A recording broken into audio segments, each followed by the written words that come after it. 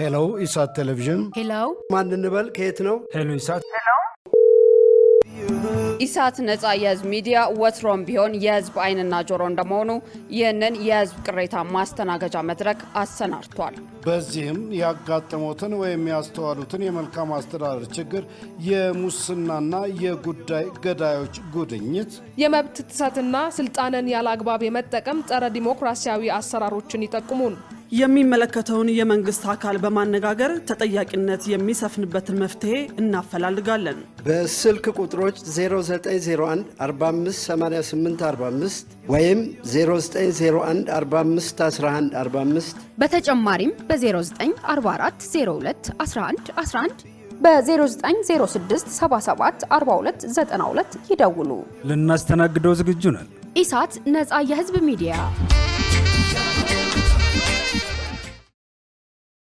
ጤና ይስጥልኝ ውድ ተመልካቾቻችን፣ ከኢሳት ነጻ የህዝብ ሚዲያ በሳምንቱ የተመረጡ ዋና ዋና ዜናዎቻችን ይዘን ቀርበናል። ከዜናዎቹ ጋር ሰላማዊት ሙሉጌታ ነኝ። አብራችን ቆዩ።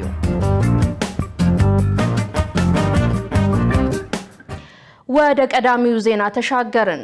የኢትዮጵያ ሀገራዊ ምክክር ኮሚሽን ለምክክር ጉባኤ የአመካካሪነት ሚና ለሚኖራቸው ባለሙያዎች የሚሰጠውን ስልጠና አስጀመረ።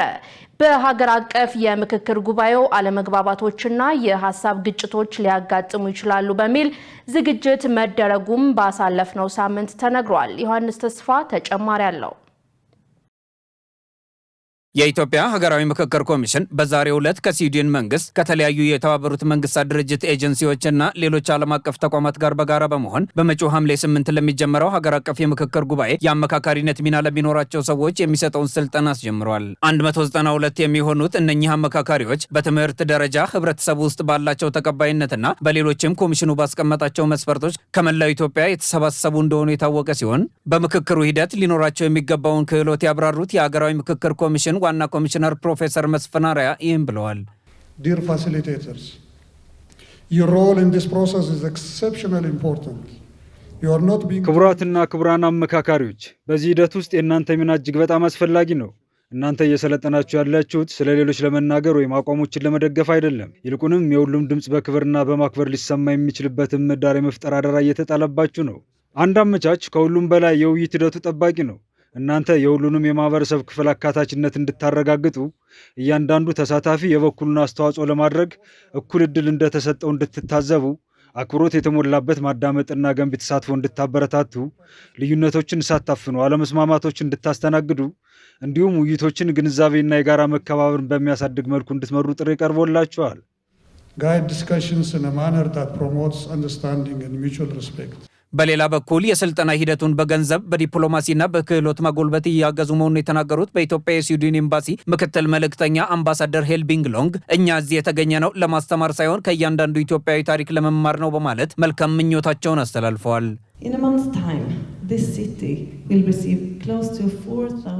ከአንድ ወር በኋላ ይቺ ከተማ ወደ 4000 የሚጠጉ ተወካዮችን ትቀበላለች። እነሱም በጣም የተለያዩ ታሪኮችን፣ ተስፋዎችን፣ ቅሬታዎችን እና በግል የሚጠብቋቸውን ጉዳዮች በመያዝ ከሀገሪቱ እያንዳንዱ ማዕዘን ይመጣሉ። በተጨማሪም የኢትዮጵያን ያለፈ ታሪክ የሚገልጹ አንዳንዴ ከባድ የሆኑ ብዙ ጊዜ አከራካሪ የሆኑ ጉዳዮችን ለመወያየት ተዘጋጅተው ይመጣሉ። በመቀጠል ምን ይመጣል ለሚለው በጣም መሰረታዊ ለሆነ ጥያቄ ምላሽ ይፈልጋሉ። ይህ ቀላል ስራ አይደለም። እናም እስካሁን ላከናወናችሁት ስራ ሁሉ እንኳን ደስ አላችሁ ላለሁ። ከዚህ ቀጥሎ የሚመጣውን ውጤት በእናንተ በአመቻቾቹ ላይ የተመሰረተ ይሆናል። ይህ በእንዲህ እንዳለ መጪው ሀገር አቀፍ የምክክር ጉባኤ በርካታ ሰዎች የሚገኙበት የተለያዩ አጀንዳዎችና ሀሳቦች የሚንጸባረቁበት እንደመሆኑ ኮሚሽኑ ከስካሁኑ የተለየ ያጋጥመኛል የሚለው ተግዳሮት ይኖር ይሆን? ካለስ ምን ያህል ዝግጅት አድርጓል? የሚል ጥያቄ የቀረበላቸው የኮሚሽኑ ዋና ኮሚሽነር ፕሮፌሰር መስፍን አርአያ ከዚህ ቀደምም በርካታ ፈተናዎች እንደገጠሟቸው አንስተው ኮሚሽኑ በተለየ ሁኔታ በመጪው ጉባኤ ሊያጋጥሙ ይችላሉ ላላቸው ተግዳሮቶች በቂ ዝግጅት ማድረጉን ገልጸዋል። ተግዳሮቶች ይጠብቁናል። ተግዳሮቶች በሀሳብ ፍጭት ውስጥና ሂደት ውስጥ በተለይ የመጀመሪያዎቹ ወቅቶች ላይ ስሜታዊነት አይሎ ይመጣና እዚያ ላይ ተወሰኑ ግጭቶች ይከሰታሉ። ቅርቃር ሊፈጠር ይችላል። ዴድሎክ የሚሉት ነው ፈረንጆች። ስለዚህ ቅርቃር ቢፈጠር ምንድን ነው የምናደርገው? አንድ ሰው ለምሳሌ በዚህ ውይይትና በምክክር ሂደት ውስጥ እሱ የፈለገው ነገር ሳይሳካለት ቀርቷል ብሎ ሲያምን ጥሎ ቢሄድ ምንድን ነው የምናደርገው? ይህንን የሚፈታው ማን ነው የሚለውን በደንብ የተዘጋጀንበት።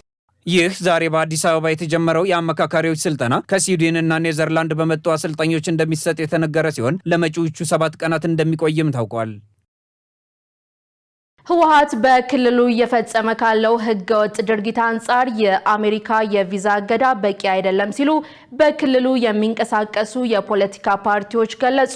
በሌላ በኩል በትግራይ ዘላቂ ሰላምና አንድነት እንዲረጋገጥ የኤርትራ መንግስት ከህወሓት ጋር የሚያደርገው የተናጥል ግንኙነት ሊገታ እንደሚገባ ፓርቲዎች አስገንዝበዋል። ተጨማሪ አለን።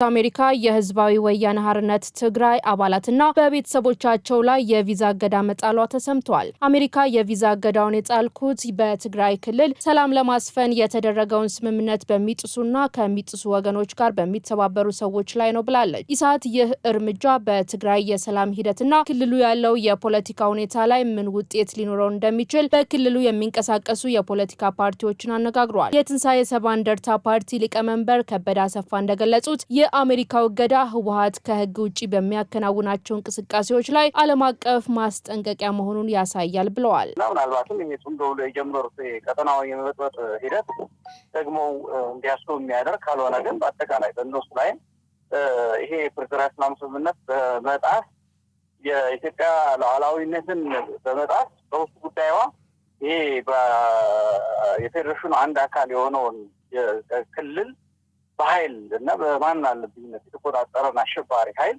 ጋር ያደረጉ ያሉት እንቅስቃሴ አደገኛ እንደሆነ የሚያስገነዝብ ስለሆነ ትርጉሙ ከፍተኛ ነው።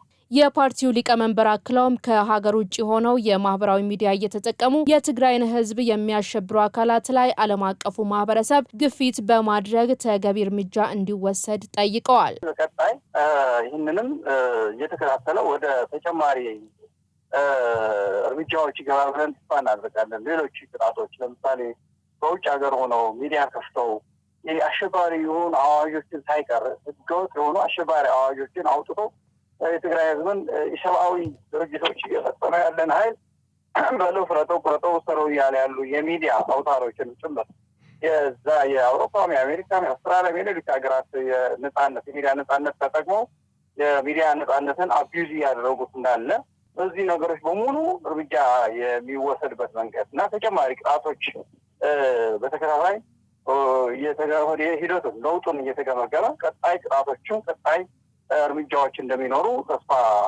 እናደርጋለን። የስምረት ፓርቲ የሚዲያና ኮሚኒኬሽን ኃላፊ ሀለፎም ንረ በበኩላቸው ህወሓት እየፈጸመ ካለው ጦርነት ቀስቃሽ ድርጊት አንጻር የአሜሪካ የቪዛ እገዳ በቂ አይደለም ብለዋል። የቪዛ ብቻ ግን በቂ አይደለም፣ ከሚያደርጉት ያለውን ነገር በቂ አይደለም። ስለዚህ በብዙ መልክ በተለይ በስርቆት መሀል ያሉ የማዕድን ስርቆት የት ሀገር ምን እያደረጉ እንዳለ በደንብ ያውቃሉ። የሰላም ስምምነቱ እንቅፋት የቲፒኤልኤፍ አመራሮች አሉ ተብሏል። ይሄ በግልጽ አስቀምጦታል ማለት ነው። ይሄ ለኛ በተለይ ለትግራይ ህዝብ ያ የሚያወሩትና የሚያናፍሱትን የፕሮፓጋንዳ ስራ በጣም ትልቅ ነው። ግን ካለው ውጥረት ካለው ችግር አሁንም የትግራይን ህዝብ እየተበተነ ነው ያለው። ይሄን ነገር ለማዳን ግን ይሄ የቪዛ ክልከላ ብቻ በቂ አይደለም የሚል እንታለን። በትግራይ ዘላቂ ሰላምና የግዛት አንድነት እንዲረጋገጥ የኤርትራ መንግስት በክልሉ የሚያደርገውን ጣልቃ ገብነት ማቋረጥ እንዳለበት አስገንዝበዋል። አሁን ያለው ነገር ግን አለመግባባት ብቻ ሳይሆን እንዳንግባባ የሚከተሉት የፖለቲካ ስልት አለ። የግዛት የአንድነት ግዛታችንን ማስመለስ አለብን ነው የሚሉት እነሱ። በዚህ መልክ አይመለስም ነው። መመለስ ከፈለጉ ሻዕቢያ ይውጣ። የያዘውን ሰፊ የትግራይ መሬት አሁን ሰላም አድርጌያለሁ የሚለውን ኃይል የያዘው በኃይል አለ። ተፈናቃይ አለ እዛ ጋር ያልተመለሰ ወደ ቤቱ። ስለዚህ ሰላም ከተደረገ ይሄው ወደ ቤቱ መመለስ አለበት ይሄ ኃይል ይሄ ህዝብ። ስለዚህ እነዚህ ሰዎች የትግራይ ግዛት አንድነትን አጀንዳቸው አይደለም አሁን። በሌላ ዜና በትግራይ ክልል ወጣቶች ወደ ሱዳን እየተሸጡ ነው ተባለ። ኢሳት ባሳለፍነው ሳምንት በጉዳዩ ላይ በክልሉ የሚንቀሳቀሱ ፖለቲካ ፓርቲዎችን አነጋግሯል። ትግስት ተስፋዬ ያዘጋጀችውን ገነት ዘዘው ታቀርበዋለች። የትግራይ ክልል ፖለቲካዊ ውጥረት እየተባባሰ ባለበት በአሁኑ ወቅት በርካታ ወጣቶች በግዳጅ ለወታደራዊ ምልመላ እየታፈሱ መሆኑ ታውቋል። ይህንንም ተከትሎ ኢሳት በክልሉ ያለውን ውጥረት ለማርገብ ምን እያደረጋችሁ ነው ሲል የትንሳኤ ሰባ እንደርታ ፓርቲን ሊቀመንበር ከበደ አሰፋን ጠይቋል። ሊቀመንበሩ በጉዳዩ ላይ ተከታዩን ብለዋል። ሌሎች ኢትዮጵያውያን የሚሳተፉበት ለዓለም ድምጻችንን የምናሰማበት እዚህ ህገወጥ ቡድን ላይ ጠንቅ ሰልፎችን ለማካሄድ ፕሮግራም ይሆናል። እንግዲህ አሁን አገሪቷ ላይ ካለው የምርጫ ውጤት አጠቃላይ ውጤት እስከሚገለጹና ነገሮች ይህንን ለማድረግ አስቻይ ሁኔታ እስኪፈጠሩ ድረስ እየጠበቅን ያለ ነው። አክለውም በክልሉ ከ2013 ዓ.ም ጀምሮ በግዳጅ ወደ ጦርነት የማስገባት ድርጊት የነበረ መሆኑን ገልጸው በአሁኑ ወቅት ደግሞ ወጣቶች እየታፈሱና ወደ ሱዳን እየተወሰዱ ለሱዳን ጦር እየተሸጡ መሆኑን ተናግረዋል። ይሄ አሁን የተደረገ ብቻ አይደለም። ለምሳሌ በፌዴሬሽናል ስምምነት በፊት አፈሳ ነበር። ይሄ ወጣቶችን በግድ ወደ ጦርነት ማስገባት አሁን የተጀመረ አለ። አሁን ሁሉም ጋር ስለሆነ ሁሉም የዚህ ቡድን ህገወጥነት የዚህ ቡድን ወንጀለኝነት የገባው ስለመጣ ብቻ መቃወም ጀመረ እንጂ 2014 2015 በተመሳሳይ ወጣቶችን በኃይል ወደ ጦርነት የመማገድ ወጣቶቹ ቢደበቁ እንኳን ወላጆቻቸው የማሰር የነበረ ነው።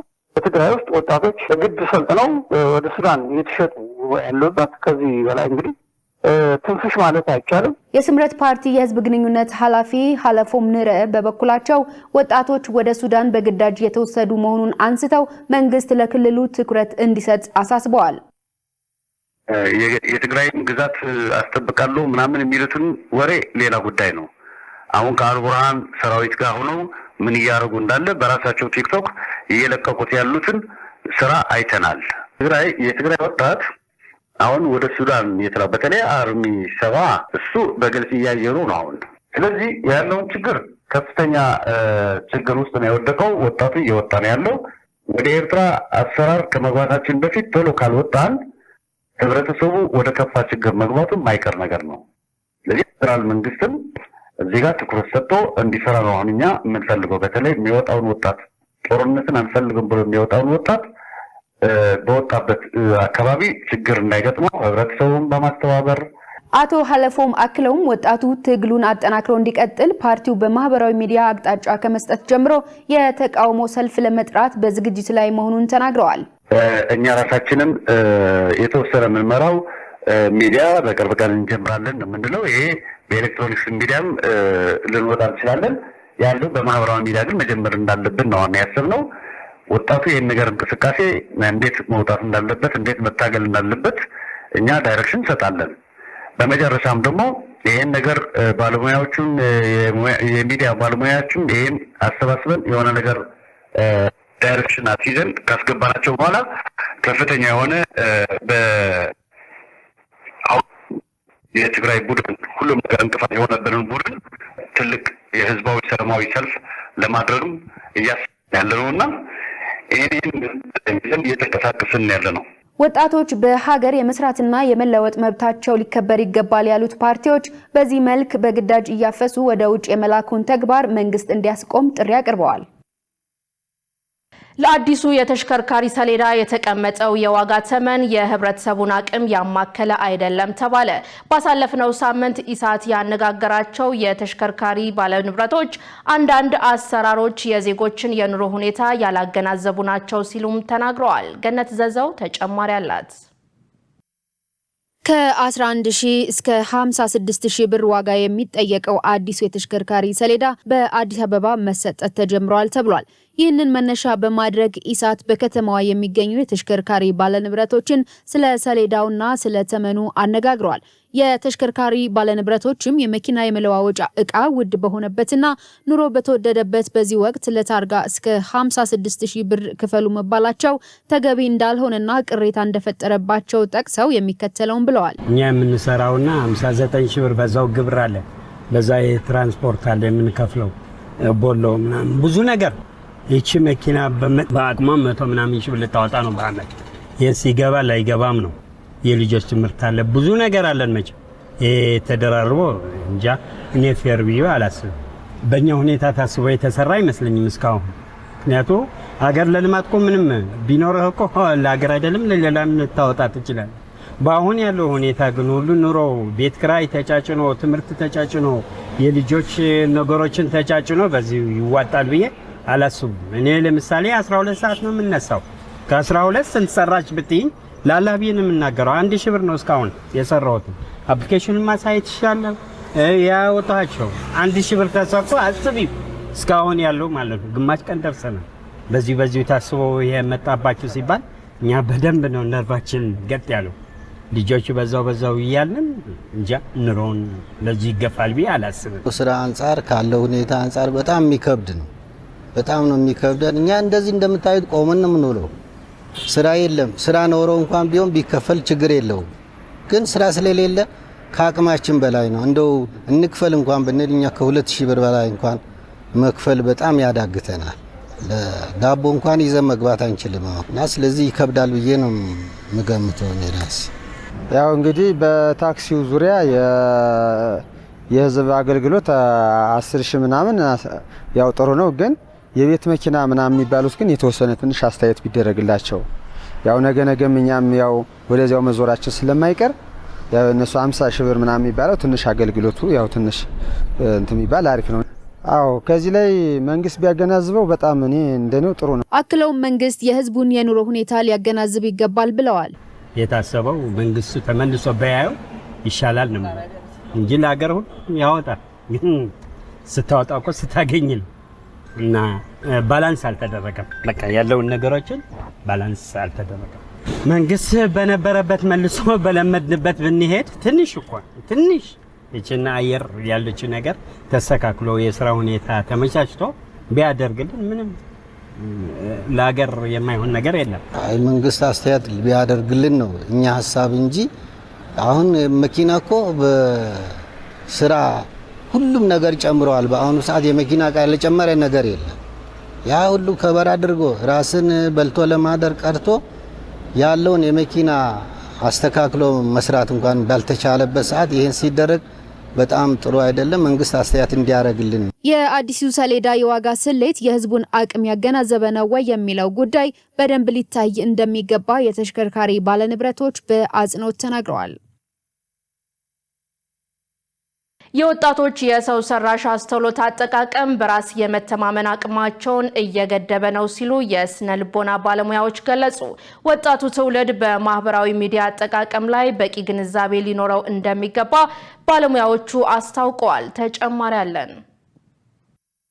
የሰው ሰራሽ አስተውሎት ቴክኖሎጂ ትምህርትን ጨምሮ በዓለም አቀፍ ደረጃ በተለያዩ ዘርፎች መሰረታዊ ለውጥ እያመጣ ይገኛል። ከቴክኖሎጂው መስፋፋት ጋር በተገናኘ በዚህ ወቅት ወጣቶች ከእውነተኛ ሰው ይልቅ ሰው ሰራሽ አስተውሎት ውጤቶች ጋር መገናኘትና ማውራትን እንደሚመርጡ በዘርፉ የተገኙ ጥናቶች ያስረዳሉ። ይህ ደግሞ የብቸኝነት ስሜታቸውን ይበልጥ እንደሚያባብሰው ይገለጻል። ይህ የብቸኝነት ስሜት በወጣቶች የአእምሮ ጤና፣ በራስ መተማመንና በትምህርት አፈጻጸማቸው ላይ የሚያሳድረው ተጽዕኖ ከፍተኛ መሆኑ ይገለጻል። እኛም የሰው ሰራሽ አስተውሎት ቴክኖሎጂ ከሚሰጠው ጥቅም ባለፈ በወጣቶች ህይወት ላይ የሚያሳድረው ተጽዕኖ ምን ይመስላል ስንል የስነ ልቦና ባለሙያዎችን አነጋግረናል። ለጥያቄያችን ምላሽ የሰጡን የስነ ልቦና ባለሙያው ቴዎድሮስ ድልነሳ እንደገለጹት የሰው ሰራሽ ቴክኖሎጂ በተለያዩ ዘርፎች ላይ የሚሰጠው ጠቀሜታ ሰፊ መሆኑን ተናግረው በወጣቶች ህይወት ላይ የሚያሳድረው አሉታዊ ተጽዕኖ ደግሞ እንዲህ ይገልጻሉ። ሰብአዊ ፍጡር ካልሆነ ነገር ጋር ኢንተራክት እናደርግ ሁሌም ሳክሪፋይስ አለው አይደል? መስዋዕት እናደርጋ። የፋሚሊ ታይም መስዋዕት ያደርጋል። የጓደኞች ታይም መስዋዕት ያደርጋል። ሶሻላይዜሽን ሪሊ ከሰው ጋር ያለ ሶሻላይዜሽን ሳክሪፋይስ ይደረጋል። ይሄ ነን ቨርባል ኮንታክቱ፣ ቦዲ ላንጉዌጁ ምናምን እነዚህ ነገሮች ላይ ስኪል ላክ እናደርጋለን። በዚህ አይነት ነገር ይፈጠራል ማለት ነው። ሌላ ማንኛውም አታችመንት አንሄልዚ የሆነ አታችመንት ነገር ሲፈጠር ዲፔንደንሲ ወይም ጥገኝነት ይፈጥራል አይደል? ስለዚህ በጣም እዛ ላይ ኦቨር ላይ ማድረግ ሁሌ መፈለግ ኢሞሽናል ዲፔንደንሲ ወይም የስሜት ጥገኝነትን ይፈጥራል ማለት ነው። ድንገት ስናቆም ልክ በቃ ትልቅ ጓደኛ ያጣን አይነት ነገር ይፈጥራል። እስከ ሜንታል ሄልዝ ክራይሲስ እንደሚያደርስ ጥናቶች ይጠቁማሉ። ውጭ የተደረጉ ያለፈው ዓመትና ዘንድሮ በተለይ የወጡ ጥናቶች እነዚህ ነገሮች ያሳያሉ ማለት ነው። እነዚህ ጭንቀት፣ ዲፕሬሽን ምናምን በተለይ ታዳጊዎች ላይ ስኩል አካባቢ ሊያባብስ የሚችሉ ኢፌክቶች ይታያሉ ማለት ነው። ስለ ጭንቀታችን ስናወራ አይዞ የሚሉ ቦቶች እንዳሉ ሆኖ ሌሎች የሚያስጨንቁን ነገሮች ደግሞ የሚያመጡ ምንትኖች አሉ። ሌላኛው የስነ ልቦና ባለሙያ እስክንድር ሁሴን በበኩላቸው ቴክኖሎጂው በአተገባበሩ ላይ ጥንቃቄ ካልተደረገ በስተቀር ተጽዕኖ በተለይ ወጣቶችን ለከፋ ችግር እንደሚያጋልጣቸው አንስተዋል። ኤአይ ችግሬን ይፈታልኛል ብለው ስለሚያስቡ ኤአይ ደግሞ ብዙ ነገር አማራጮችን የሚሰጥሽ ደግሞ እስከ 25 ዓመት ስለሆነ ድረስ አብዛኛው ወጣቱ ፕሪፍሮንታል ኮርቴክስ ስለማይል ዲሲሽን ላይ አብዛኛው ጊዜ በቀጥታ ነው የሚሆነው ማቹ አይሆን። ስለዚህ የማይሆን ውሳኔዎችን ይወስናሉ ማለት ነው እና ብቸኝነት የስሜት ዲታችመንት እነዚህ ሁለቱም ነገሮች ያስከትላል። መጨረሻ ላይ ዲፕሬሽን ነው። እዛ የመጨረሻው ስቴጅ ከባድ የሚባለው ሱሳይድ ነው ማለት ነው። ቴዎድሮስ ድልነሳ አክሎም ለችግሮቹ መፈጠር ዋነኛው መንስኤ በማህበራዊ ሚዲያ አጠቃቀም ላይ ያለው የግንዛቤ ክፍተት መሆኑን አስረድተዋል። ምን ያህል ኢንፎርምድ ነው የሚለው ሌላ ትልቁ ነጥብ ነው አይደለ? ሚዲያ ሊትራሲ አሁን ሶሻል ሚዲያም ሰው በጣም ኢንፍሉዌንስ እየሆነ የሆነው የመጣው ሚዲያ ሊትራሲ ሚዲያን እንዴት እንጠቀም የሚለው ግንዛቤ የለም። በበቂ ሁኔታ አግባቡ ነው የምጠቀመው ወይስ እንደ በዘፈቀድ እኔ እንደፈቀድኩ ነው የምጠቀመው የሚለው ነገር አግባብነት የሚለው ነገር ምን ነው ኢንቴል የሚያደርገው ምን ነው የሚይዘው የሚለው ነገር እሱ ላይ ትልቅ ክፍተት እንዳለ ይታወቃል ማለት ነው። ሌላው ያው በኢትዮጵያ ስንመጣ ላይክ እንደዚህ አይነት ቴክኖሎጂዎች ሲመጡ በከፍተኛ ሁኔታ በብዛት ባንዴ መጠቀም ነገር አለ አይደለ? ታዳጊዎችም እንደዚህና ምን ኢፌክት አለው የሚለው ለማጥናት አይመችም አይደል? አንዴ ከመጣ በኋላ ወይም ከተጠቀምነው በኋላ ነው ወደ ኋላ ተመልሰን የምናጠናው ኢፌክቱን ማለት ነው። ያ መሆኑ አሳሳቢ ነው። የትኛው ኤአይ ሞዴል ለምን ይጠቅማል፣ እስከምን ድረስ እንጠቀምበት፣ አይዲያል የሆነው ዩዝ የትኛው ነው፣ ይሄንን ማስገንዘብ ይገባል ማለት ነው። ይህ ቴክኖሎጂ ለአዳጊ ሀገራት የትምህርት ጥራትን ለማሻሻል ተደራሽነትን ለማስፋፋትና የአስተዳደርን ቅልጥፍና ለመጨመር ከፍተኛ አቅም እንዳለው ይታመናል። ውድ ተመልካቾቻችን ከኢሳት ነጻ የህዝብ ሚዲያ የሳምንቱ ዜናዎች አሁንም እንደቀጠሉ ናቸው። አሁን ደግሞ ወደ ውጭ ዜናዎች ተሻገርን። የእስራኤል ጦር በደቡባዊ ሊባኖስ ከፍተኛ ጥቃት መፈጸሙ ተገለጸ። በሊባኖስ የቀጠለው ጦርነት በአሜሪካና በኢራን መካከል አዲስ የተፈረመውን ስምምነት እንዳያደናቅፍ ተሰግቷል። ሸሪፍ ኢማም ተጨማሪ አለው። የእስራኤል ጦር አርብ ዕለት እንዳለው በደቡባዊ ሊባኖስ የተለዩ ኢላማዎችን አጥቅቷል። ሂዝቦላን በበኩሉ ከባድ ጦርነት እንደነበር አስታውቋል። በዚህ ሳቢያ በአሜሪካና በኢራን መካከል ጦርነት ለመቋጨት የተደረሰው ስምምነት እክል እንዳያጋጥመው ተሰግቷል። በኢራንና በአሜሪካ መካከል አርብ ዕለት በስዊዘርላንድ ምክትል ፕሬዚደንት ጄዲ ቫንስ ይገኙበታል ተብሎ ሲጠበቅ የነበረው ስብሰባ በእስራኤልና በሂዝቦላ መካከል ጦርነት በመቀስቀሱ ለሌላ ጊዜ ተላልፏል። አደራዳሪዎች ስብሰባውን ሌላ ጊዜ ለማካሄድ እየሰሩ ነው ተብሏል። የስብሰባው መካሄድ ወሳኝ ነው ተብሏል፣ ንግግር ለመጀመርና ዘላቂ የተኩስ አቁም ስምምነት ለማድረግ። ይህ በእንዲህ እንዳለ በሊባኖስ የሟቾች ቁጥር ጨምሯል። የሊባኖስ የመንግስት ዜና ወኪል ሪፖርት እንዳደረገው በእስራኤል በተፈጸመ ጥቃት 18 ሰዎች ተገድለዋል። የእስራኤል ጦር እንዳለው በመካሄድ ላይ ባለው ጦርነት በደቡባዊ ሊባኖስ 4 የእስራኤል ወታደሮች አንድ ሌፍተናንት ኮሎኔልን ጨምሮ ተገድለዋል ብሏል። አክሎም በድሮን በተፈጸመ ጥቃት በተከሰተ ፍንዳታ 5 ወታደሮችም ጉዳት ደርሶባቸዋል። አርብ ዕለት የእስራኤል ጦር በሊባኖስ ምስራቃዊ ባካ ሸለቆ ኢላማ ያላቸው ላይ ጥቃት ፈጽሟል። በሊባኖስ የቀጠለው ጦርነት አዲስ የተፈረመውን ስምምነት ያደነቃቀፋል ተብሎ ተሰግቷል። በስምምነቱ መሰረት በሁሉም የጦር ግንባሮች ወታደራዊ ዘመቻ እንዲቆም ይጠይቃል፣ በሊባኖስ ጭምር። እስራኤል በኢራን የሚደገፈው ሂዝቦላ ጋር የምታደርገው ጦርነት እንዲቆምና የሊባኖስ የግዛት አንድነትና ሉዓላዊነት እንዲከበር በማለት በአሜሪካና በኢራን መካከል የተደረሰው ስምምነት ጦርነቱ እንዲያበቃና የሆርሙዝ ሰርጥ ለዓለም አቀፍ የባህር ላይ ጉዞ ዳግም እንዲከፈት ማድረግ እንዲሁም ዩናይትድ ስቴትስ እና ኢራን በኒውክሌር ፕሮግራም ላይ በጠረጴዛ ዙሪያ እንዲነጋገሩ ማስቻል ነው። የአሜሪካው ፕሬዚደንት ዶናልድ ትራምፕ እንዳሉት ስምምነቱን የፈረምነው የኢኮኖሚውን አደጋ ለመታደግ ነው። በአሜሪካ ከጦርነቱ በኋላ የነዳጅ ዋጋ ተተኩሷል። የገንዘብ ተቋማት ችግር ውስጥ ገብተዋል። የዋጋ ግሽበቱም ተባብሷል። ስምምነቱ ከተፈረመ በኋላ 12.5 ሚሊዮን በርሜል ነዳጅ በሆርሙዝ ሰርጥ በኩል እንዲተላለፍ መደረጉን አሜሪካ አስታውቃለች። እስራኤልና ሂዝቦላ የስምምነቱ አካል አይደሉም። ኢራን የምትለው እስራኤል በኃይል ከያዘችው ደቡባዊ ሊባኖስ መውጣት አለባት ነው። ነገር ግን የሽግግር ጊዜ ስምምነቱ በግልጽ ይህንን አያመለክትም። በዚህ ዓመት ምርጫ የሚጠብቃቸው የእስራኤሉ ጠቅላይ ሚኒስትር ቤንያሚን ኔታንያሁ ከደቡባዊ ሊባኖስ ለቀው ለመፍጣት ፈቃደኛ አይደሉም። የእስራኤል ኃይሎች የደህንነት ቀጠና ተብሎ በተለየው ደቡባዊ ሊባኖስ ይቆያሉ፣ ለእስራኤል ደህንነት አስፈላጊ እስከሆነ ድረስ ብለዋል ኔታንያሁ። መረጃው የአሶሺየትድ ፕሬስ ነው። ዩክሬን የሁለቱ ሀገራት ጦርነት ከጀመረ ወዲህ በሩሲያ ላይ ከባድ የተባለውን ጥቃት መፈጸሟ ተሰማ። ሞስኮ ድሮኖችን ማክሸፏን ብትገልጽም ጥቃቱ በቀጠናው የአየር ትራንስፖርት ላይ ከፍተኛ መስተጓጎል ማስከተሉ ታውቋል። ዮሐንስ ተስፋ ተጨማሪ አለው። ኪየቭ የሩሲያና ዩክሬን ወታደራዊ ግጭት ከተቀሰቀሰ ወዲህ ታይቶ የማይታወቅ እጅግ ግዙፍና የተቀናጀ የድሮን ጥቃት በሩሲያ መዲና ሞስኮ ላይ ሰንዝራለች። ጥቃቱ በሩሲያ ወታደራዊ መሰረተ ልማት ላይ ከፍተኛ መስተጓጎል የፈጠረ ሲሆን የዚህ ጥቃት ዋና ኢላማ በሞስኮ ከተማ የሚገኘው የካፖቲኒያ የነዳጅ ማጣሪያ ፋብሪካ ነበር። ለዋና ከተማዋ 40 በመቶ ቤንዚልና 50 በመቶ ናፍጣ የሚያቀርበው ይህ ግዙፍ ተቋም በተከታታይ በተሰነዘሩበት ጥቃቶች ሳቢያ ከፍተኛ ጉዳት የደረሰበት ሲሆን በከባድ እሳትም ተውጧል። ከፋብሪካው በተነሳው ጥቅጥቅ ያለ ጭስ ምክንያት በአካባቢ የሚገኙ የመኖሪያ መንደሮች ላይ የነዳጅ ቅሪት የተቀላቀለ ጥቁር ዝናብ መዝነቡን የአካባቢው ነዋሪዎች ገልጸዋል። የሩሲያ መከላከያ ሚኒስቴር ባወጣው መረጃ የአየር መከላከያ ስርዓቶች በመላው ሀገሪቱ የተተኮሱ ከ500 በላይ የዩክሬን ድሮኖችን ማክሸፋቸውን አስታውቋል። የሞስኮ ከንቲባ ሰርጌይ ሶሪያኒን በበኩላቸው ከነዚህ ሰው አልባ የበረራ አካላት መካከል ወደ 200 የሚጠጉት በቀጥታ በዋና ከተማ የአየር ክልል ውስጥ መመታታቸውን አረጋግጠዋል። ሩሲያ ድሮኖቹን ማክሸፏን ብትገልጽም የጥቃቱ ስፋት በቀጠናው የአየር ትራንስፖርት ላይ ከፍተኛ መስተጓጎል አስከትሏል። አራቱም ዋና ዋና የሞስኮ የንግድ አየር ማረፊያዎች በረራዎችን ለጊዜው ለማቋረጥ የተገደዱ ሲሆን በዚህም ሳቢያ ከ170 በላይ መደበኛ በረራዎች ተሰርዘዋል ወይም መስመራቸውን እንዲቀይሩ ተደርጓል። ይህ በእንዲህ እንዳለ የአውሮፓ ህብረት በሞስኮ ላይ የሚከተለውን የኢኮኖሚ ጫና ይበልጥ ማጠናከሩ ተሰምቷል። ጦርነቱ ከተጀመረ ወዲህ ለመጀመሪያ ጊዜ ህብረቱ የጣለውን አጠቃላይ የማዕቀብ ጥቅል ከተለመደው የ6 ወራት የእድሳት ጊዜ ለአንድ ሙሉ ዓመት አራዝሞታል። የታደሱት ማዕቀቦች የሩሲያን ኢኮኖሚ ቁልፍ ዘርፎች ኢላማ ማድረጋቸውን ሲቀጥሉ የዩክሬኑ ፕሬዚዳንት ቮሎዲሚር ዜሌንስኪ እነዚህ የተቀናጁ ጫናዎች የታለመላቸውን ስትራቴጂካዊ ውጤት እያስመዘገቡ መሆኑን እንደሚከተለው ገልጸዋል።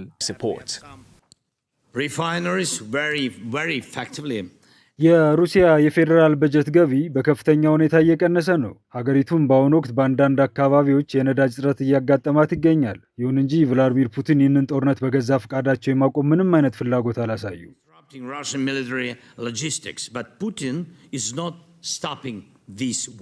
ይህ ወታደራዊ ግጭት በከፍተኛ ሁኔታ የጨመረው ፕሬዚዳንት ዜሌንስኪ በብራሰልስ ከምዕራባውያን አጋሮቻቸው የመከላከያ ሚኒስትሮች ጋር ከፍተኛ ዲፕሎማሲያዊ ውይይት ባደረጉ በጥቂት ቀናት ውስጥ ነው። ኪየቭ እና ጀርመን የዩክሬንን የጸረ ባሊስቲክ ሚሳኤል መከላከያ አቅምን ለማጠናከር የሚያስችል የሁለትዮሽ ስምምነት ቢፈራረሙም ዜሌንስኪ ግን እስካሁን የተገቡት ቃል ኪዳኖች የጦርነቱን አቅጣጫ ለመቀየር በቂ እንዳልሆኑ አሳስበዋል። አጋር ሀገራት ዩክሬን የረጅም ርቀት መሳሪያዎችን እንድትጠቀም የጣሉትን ገደብ እንዲያነሱና የጦር መሳሪያዎችን አቅርቦት እንዲያፋጥኑም ጠይቀዋል። ፕሬዚዳንቱ በሩሲያ ላይ የተሰነዘረውን ጠንካራ ጥቃት በማድነቅ ድርጊቱ ሩሲያ በዩክሬን ከተሞችና በታሪካዊ ቅርሶች ላይ ለፈጸመችው ስልታዊ የቦምብ ናዳ ሙሉ በሙሉ ተገቢ የሆነ ምላሽ ነው ብለዋል። ዜሌንስኪ አክለውም ዩክሬን የምትቃጠል ከሆነ ሞስኮም አብራ ትቃጠላለች በማለት አስጠንቅቀዋል። ዘጋርዲያን እና ቲአርቲ ወርልድ የመረጃው ምንጮች ናቸው። ውድ ተመልካቾቻችን ከኢሳት ነጻ የህዝብ ሚዲያ በሳምንቱ የተመረጡ ዋና ዋና ዜናዎቻችን ተጠናቀዋል። ከዜናዎቹ ጋር ሰላማዊት ሙሉጌታ አብሬያችሁ ቆይታ አድርጌያለሁ። መልካም ጊዜ